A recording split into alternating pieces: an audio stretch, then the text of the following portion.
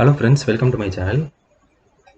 இந்த வீடியோவில் என்ன பார்க்க போகிறோன்னா, இப்போது நீங்கள் இன்ட்ரோ வீடியோவில் பார்த்துருப்பீங்க, ஒரு ஃபேஸ் ட்ராக்கர் அப்படின்னு ஒன்று பார்த்துருப்பீங்க. அதாவது என்னென்னா, ஒருத்தர் மூவ் ஆகுவார், அவரை நோக்கி ஒரு ஆப்ஜெக்ட் வந்து நவண்டுக்கிட்டே போயிட்டு இருக்கும் பார்த்துருப்பீங்க.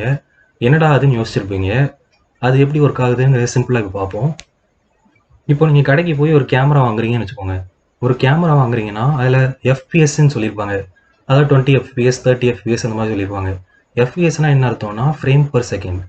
அதாவது இப்போது ஒரு F5 FPS கேமரானா ஒரு செகண்டில் எவ்வளோ ஃபோட்டோஸ் எடுக்க முடியும் அப்படிங்கிற அர்த்தம். அதாவது இப்போது ஒரு 5 FPS கேமராவில் நீங்கள் ஒரு வீடியோ எடுக்கிறீங்க அப்படின்னா சிங்கிள் செகண்டில் 5 ஃபோட்டோஸ் எடுக்கும்.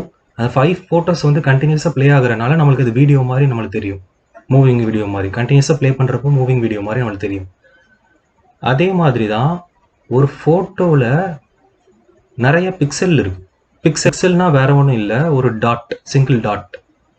அதாவது உங்கள் மொபைலில் தெரிகிற ஒரு பிரைட் ஸ்பாட்டுன்னு கூட சொல்லிக்குவாங்க. ஒரு சின்ன டாட், எவ்வளோ சின்ன டாட்டு தெரிய முடியுமோ அதுதான் ஒரு பிக்சல். இப்போ வந்து உங்கள் ஃபேஸை வந்து மொபைலில் டிஸ்பிளே பண்ணணும்னா நிறைய சிங்கிள் டாட்ஸ் வந்து கலராக டிஃப்ரெண்ட் கலர்ஸில் க்ளோ ஆகி உங்கள் ஃபேஸ் வந்து மொபைலில் டிஸ்பிளே ஆகும். அது அந்த மொபைலில் வந்து அதே மாதிரி எத்தனை டாட்ஸ் இருக்குதோ அதான் உங்கள் மொபைலோட பிக்சல், ஸ்க்ரீனோட பிக்சல்ஸ். ஓகேவா? ஓகே, இப்போ நம்ம ப்ராஜெக்ட் எப்படி ஒர்க் ஆகுதுன்னு பார்ப்போம். இப்போ ஒருத்தர் நம்ம முன்னாடி இருக்கிறாரு, நேராக நம்மளால் பார்க்க முடியும். அதே இதாக நமக்கு நேராக ஒரு கார்ட்போர்டு வச்சு மறைச்சிட்டோம்னு வச்சுக்கோங்களேன். அவர் பார்க்கணுன்னா நம்ம லைட்டாக மூவ் பண்ணி பார்ப்போம். கரெக்டாக இதே லாஜிக் தான் இதுலேயும் ஒர்க் ஆகுது. இப்போ வந்து அந்த கேமராக்கு இன்ஸ்ட்ரக்ஷன்ஸ் கொடுத்துருப்போம். அந்த இன்ஸ்ட்ரக்ஷன்ஸ் வந்து பைத்தான் ப்ரோக்ராமிங் லாங்குவேஜ்னு சொல்லுவாங்க. அதில் நம்ம எழுதியிருப்போம். ஓகேவா? அதுக்குள்ளே நம்ம போக வேண்டாம். இப்போ வந்து கேமராவில் நம்ம ஃபேஸ் வந்து சென்டர்லேயே எப்பயும் இருக்கிற மாதிரி நம்ம ப்ரோக்ராம் பண்ணியிருப்போம். இப்போ வந்து நம்ம ஃபேஸ் வந்து லைட்டாக நவட்டிட்டோம், கேமரா விட்டு லெஃப்ட்டில் மூவ் பண்ணிட்டோம் அப்படின்னா நம்மளுக்கு லெஃப்ட்னா கேமராவுக்கு வந்து ரைட். ஏன்னா ஆப்போசிட்டில் இருக்கவங்களுக்கு வேறு டேரக்ஷனாக தெரியும். லெஃப்ட்னா அவங்களுக்கு ரைட். கரெக்டாக? அதனால என்ன பண்ணுவோன்னா அதில் ஒரு மோட்டர் இருக்கும், சின்ன மோட்டர், செர்வோ மோட்டர்னு சொல்லுவாங்க.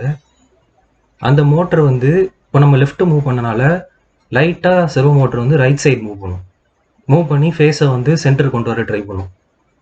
அதே இதாக நம்ம ஃபேஸை வந்து ரைட் சைடு மூவ் பண்ணியிருந்தோம்னா செர்வோ மோட்டர் வந்து லெஃப்ட் சைடில் மூவ் பண்ணி ஃபேஸை வந்து சென்டருக்கு கொண்டு வர ட்ரை பண்ணும். அதே இதாக சென்டர்லேயே இருந்துச்சுன்னா நம்மளுக்கு பிரச்சனை இல்லை. அதே இதாக தாண்டி போயிடுச்சுன்னா இன்னொரு தடவை வந்து ஆப்போசிட் டைரக்ஷனில் மூவ் பண்ணி சென்டருக்கு கொண்டு வந்து ஃபிக்ஸ் பண்ணிடும். என்னடா பிக்சல், ஃப்ரேம் பர் செகண்ட்ஸ் அப்படி இப்படின்னு எல்லாமே சொல்கிறேன்னு யோசிக்காதீங்க. என்ன பண்ணுவோன்னா அந்த கேமராலேருந்து வர ஒரு வீடியோவை ஒவ்வொரு ஃப்ரேம், அதாவது ஒவ்வொரு ஃபோட்டோவாக நம்ம கேமரா வந்து இன்ஸ்ட்ரக்ஷன்ஸ் படி எடுத்து எக்ஸ்ட்ராக்ட் பண்ணி பார்க்கும். இந்த கேமராவில் லெஃப்ட் சைடு வந்து பிக்சல்ஸ் வந்து ஒரு கவுண்ட் வச்சுருப்பாங்க, சென்டரில் இருக்கிறதுக்கு எல்லாமே பிக்சல்ஸ் ஒரு கவுண்ட் வச்சுருப்பாங்க, ரைட் சைடில் இருக்க பிக்சல்ஸ் எல்லாமே ஒரு கவுண்ட் வச்சுருப்பாங்க. இப்போ வந்து நம்ம ஃபேஸ் வந்து எந்த பிக்சல் பொசிஷனில் இருக்குதுன்னு பார்க்கும். இப்போ வந்து ஃபேஸ் வந்து லெஃப்ட் சைடில் இருக்கிற பொசிஷனில் இருந்துச்சுன்னா ஃபஸ்ட் வந்து அந்த ஃபேஸ் வந்து எங்கே இருக்குதுன்னு பார்க்கும். அது வந்து ஏஐ டெக்னாலஜின்னு சொல்லுவாங்க. ஏஐ டெக்னாலஜி யூஸ் பண்ணி அந்த ஃபேஸ் வந்து கண்டுபிடிக்கும் அதை எங்கே இருக்குன்னு.